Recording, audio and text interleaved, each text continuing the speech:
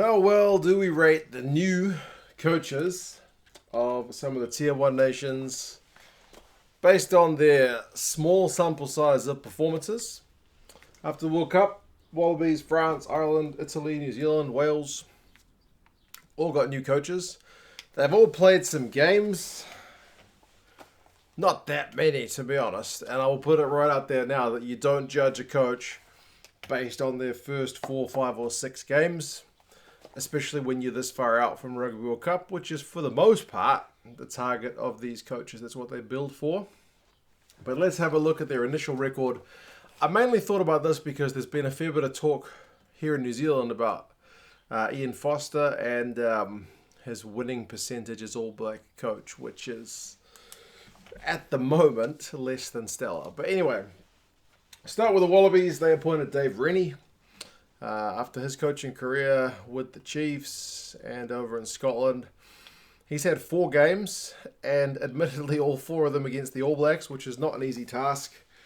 To be fair as well, he's picked relatively young in terms of the players he's been choosing, so it's a hard one to judge. And he said after that big defeat they had, 43 points to 5 over in Sydney, that, basically we're building for the future. And he expected to see a bounce back, and they did get that in their most recent one, which was the 24-22 one over the All Blacks. But his record as it stands is 1 win, 2 losses, and a draw. To go 50-50 in terms of wins and not losing, I guess you can't really count the draw, but he's only lost 50% of his games against the All Blacks, put it that way. That's actually not too bad, I reckon. And to get a draw over here in New Zealand was pretty admirable. One area of concern, I guess, if you look at the points difference, they scored 52 and conceded 108. But remember, 108 and 45 or 43 of them in one game. So overall, I think if you were going to give Dave Rennie's a grade, you'd probably give him a B+, right? I mean, after that draw, all the talk over here in New Zealand was, we appointed the wrong guy, Fozzie is useless, Dave Rennie should have been the man. It's just the reaction media thing that we get over here where people just want to jump on a guy's back after one result. A couple of weeks later, he gets a record defeat, and suddenly everyone's a bit quiet about that.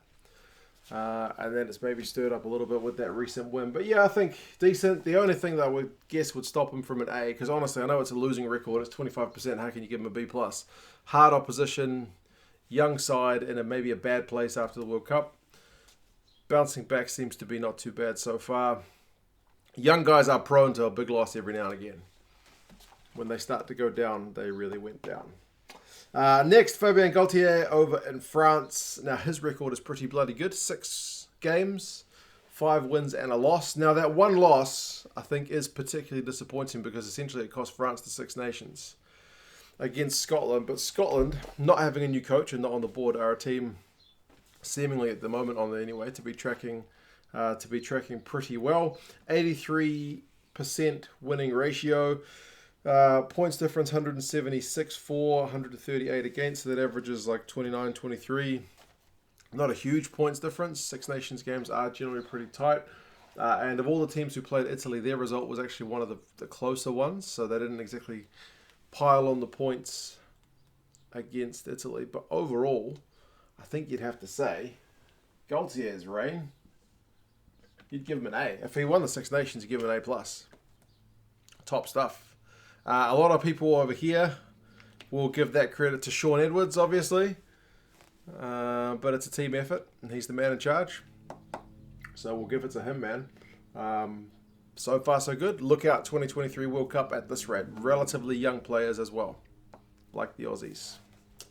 Might be another vid for another time as what's the average age of the players these guys have used. Anyway, I'll move on over to Ireland. Andy Farrell. Now, unlike Rennie, who took over kind of cold after Cheika, and Galtier, who was part of the setup at the World Cup and then, relatively quick onto the scene. Farrell's been with the Ireland setup for ages, so one would expect maybe a bit more. His ratio is 60%, 2 losses, the one against France and the one against England, who ended up doing pretty good in the Six Nations. They managed to beat all the other teams. They've played a game less than France, because remember Ireland had their Six Nations game called off like during COVID. They played one few games, so they didn't play a warm-up game. They were straight back into the Six Nations against Italy.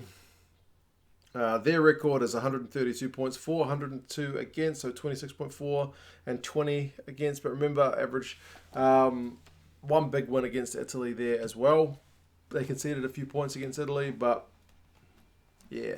I think concerningly, that last result over in France, whilst it was always going to be tough, I mean, they got themselves in a position to win the Six Nations, did Ireland, which is credit to them for that. But the way they kind of went down in that defeat was a bit disappointing. And you do have to wonder with Ireland, they've got a few guys who are getting a bit long in the tooth. With a World Cup on the horizon, when do you start to make the switch to younger guys, or do you stick with the more elder statesmen until maybe after the Lions tour? We will see. I looked at Farrell and I thought, you give him a B. Like, steady as she goes, but not outstanding. Maybe a B minus. If they'd got second in the Six Nations, I don't know. They were in with a chance to win it, and they didn't get it. So, yeah, would like to see him better. But steady as she goes for Andy Farrell. Franco Smith at Italy. Well, it's a 0% winning percentage, and they've got 5 losses on the trot, which is kind of to be expected with Italy. I think what's a bit concerning is they got nilled twice in the Six Nations. They didn't score a point against Wales or against Scotland. Now, everyone tells me that Conor O'Shea was building good things at Italy, so maybe we will see that pay off. I know Squidge Rugby talked a bit about Italy not being that far off the pace. A few good passes away from being a better team. Still not there yet. Points conceded, 178 points for 44. She's pretty ugly. So, for now, man, I know Americans would use F. Over here, it's a D. D's a fail, man. You can't get nilled twice. He scored 5 points against England.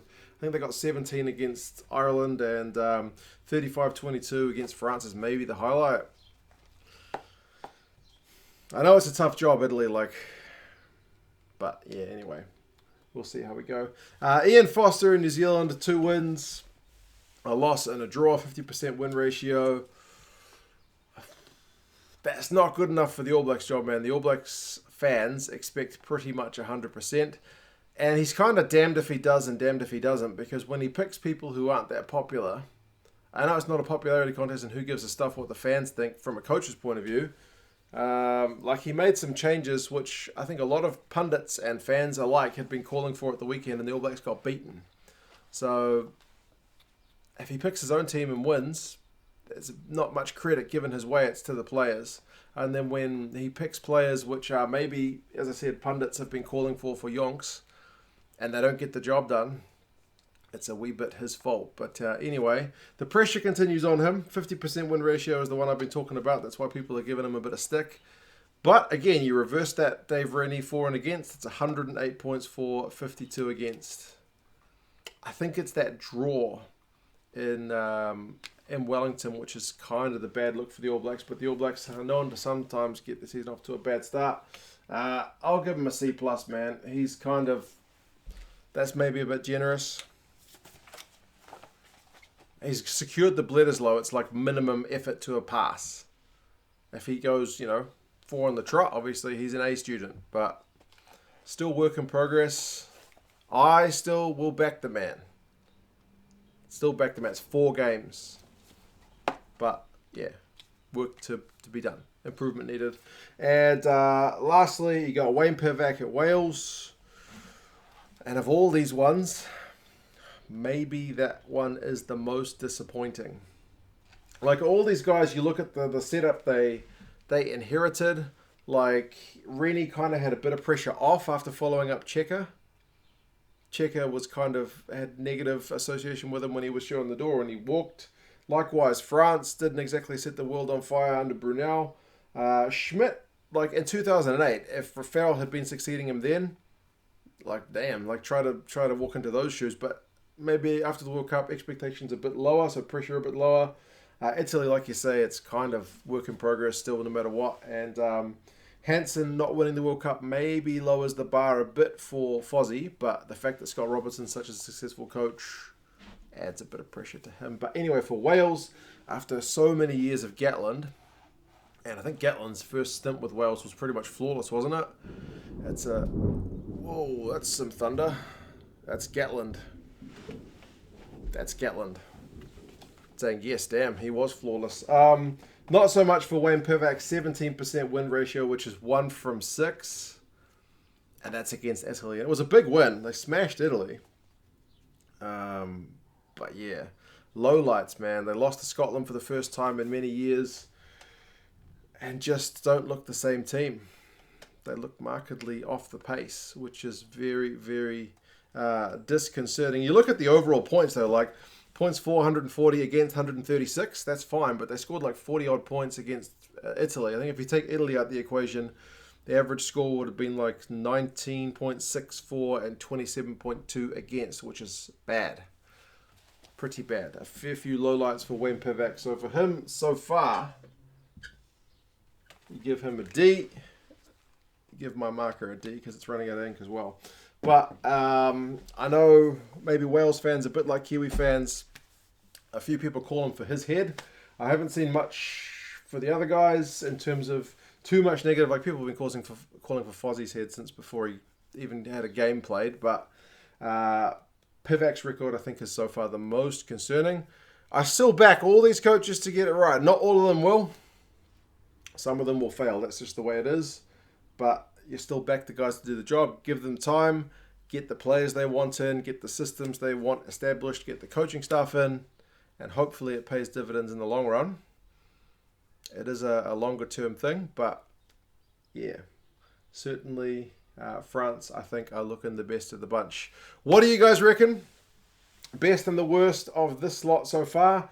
Any other coaches? I mean, I only looked at kind of the Six Nations and Rugby Championship teams. Other coaches, how do you think they're going? Do you think any of these guys are going to get the chop? Rugby's not like soccer where they tend to, boot coaches out. They tend to see them on the end of their contract. But yeah, it will be an interesting one to watch. You guys let me know your thoughts, and I'll talk to you again soon. See you later.